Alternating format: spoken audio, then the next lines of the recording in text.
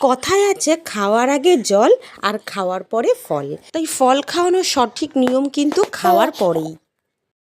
Tasty yummy ও ধ্রুব যখন 6 complete করে 7-এ পড়ে তখন থেকেই কিন্তু আমি ওকে ফল খাওয়ানো স্টার্ট করেছি। আমি ওকে বেসিক্যালি খাওয়ানোর পরেই ফলটা খাওয়াই। প্রতিদিন দুপুরবেলায় ধ্রুব লাঞ্চ কমপ্লিট হয়ে গেলে তারপর কিন্তু আমি ওকে একটা করে ফল সেদ্ধ করে খাওয়াই। তবে অবশ্যই ফলের পরিমাণটা ডিপেন্ড করে ওর লাঞ্চের ওপর।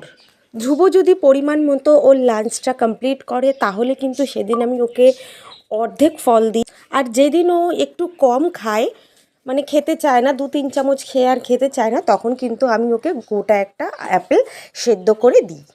ধ্রুবর লাঞ্চ কমপ্লিট করার 30 থেকে 45 মিনিটসের পর কিন্তু আমি ওকে এই ফলটা খাওয়াই। ফলটাকে ডিরেক্ট সেদ্ধ না করে এইভাবে কিন্তু স্টিম করে নিলে তার গুণগত মান বেশি পরিমাণে বজায় থাকে।